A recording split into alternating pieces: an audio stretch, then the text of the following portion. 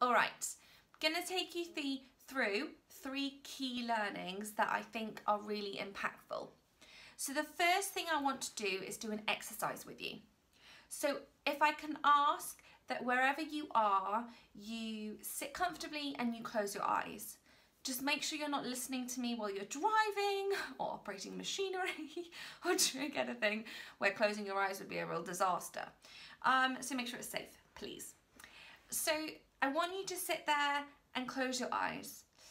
And I want you to imagine yourself in a room. And in this room, you are stood at the back of the room and you can see all your friends and all your family and everyone in the world who means anything to you.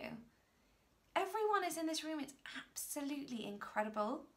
And you can see all their faces, and there's an aisle in the middle of the room, and you start to move down the aisle. And as you move down the aisle, you're looking to your left and to your right, and you can, really see who's there, and you're like, oh, it's that person from my past, or it's that really influential person in my life, and everyone who means anything to you. And as you get to the front of the room, you notice that there's this box, and you're intrigued to know what's inside the box. And as you get closer to the box, you peep in. And it's only then, in that moment, that you realise you're inside the box and it's your funeral. All of those people have come into this room because you are no longer here. What kind of things do you want those people to be saying about you? What kind of words do you want them to use in the eulogy? What kind of stories do you want them to share? How do you want them to describe you and remember you?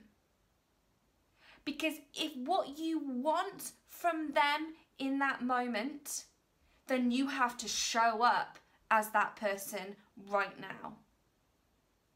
You can open your eyes.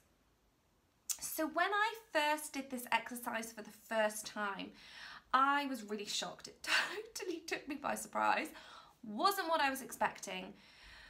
But it really hit home that we only have one life, right? And the words that we want people to describe us as, we have to show up as that person now, okay? So if you are not audacious and brave right now, then they will never say that about you at your funeral. If you are not kind and loving now, then they will not use that as words to describe you at your funeral. Now, when I say now, I don't mean literally this second. I mean now as in your life. You might not be doing those things currently, but you can step up into them. So that is the first key learning. The second key learning is something that really gets me going. It really riles me up, and it's something I just fundamentally struggle with. So when we are struggling with stepping into our true self, quite often we will look to others for inspiration. We will look to others to read their story of success, to see how they turned their life around, to see how they went from where they were to where they are now. And that in itself is fantastic. Like, that is a great way to motivate yourself and also prove to yourself that if somebody else can do it, you can do it too. Because we are all in control of our own life. If you have forgotten that lesson, you need to go back to lesson 2 and watch it again. You are in total control of your life, all right? Nobody is to blame.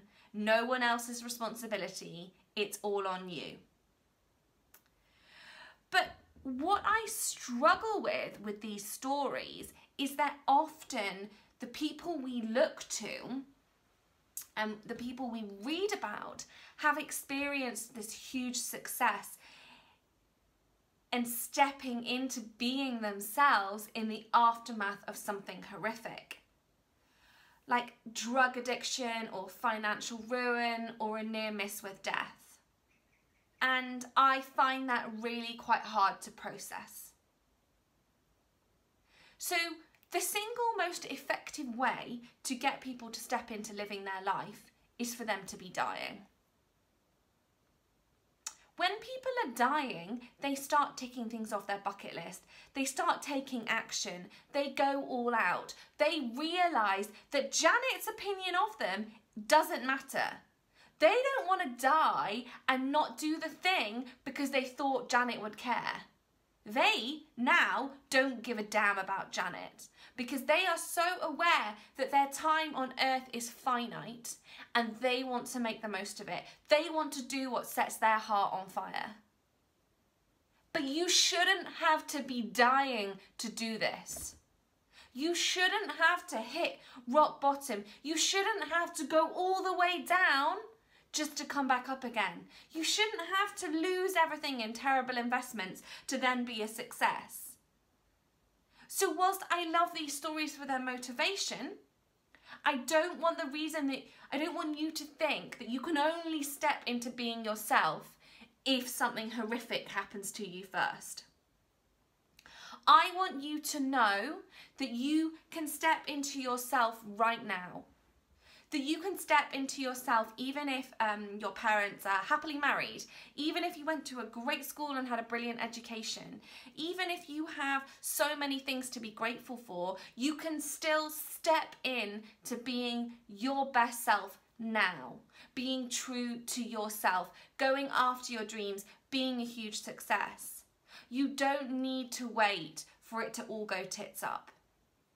And if I had it my way, we would rewrite that narrative. We would share the stories of the people that are normal, the people who are like us and who have gone through life and it's not been horrifically hard and they've still succeeded.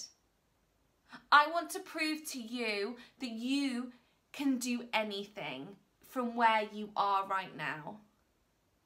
So whilst you can do anything from where you are right now, you can only do that if you step up and you show up as you. As the person that you were truly created to be, as your own individual set of DNA and chromosomes and billions of cells. It is only when we show up as our true self do we actually feel fulfilled and satisfied. So that is the second key learning, is that you don't have to hit rock bottom to become the person you're meant to be. You can start being that person right now. Right, the last key learning is one of my favourites, is that someone else's opinion of you is none of your business. So let's take Janet, okay? Janet is our mate down the road. Janet is the person that judges us, we think, for what we do. Janet runs faster than us when we try and work out in our health thing. Janet is the one who judges us and maybe we don't do something because we're worried about what Janet would think. Janet's opinion of us is none of our business. What somebody thinks of you is none of your business, babe. None. I know that is hard. I know, because we are programmed and raised that other people's opinions matter, right? They don't matter. The only opinion that truly matters of you is your own.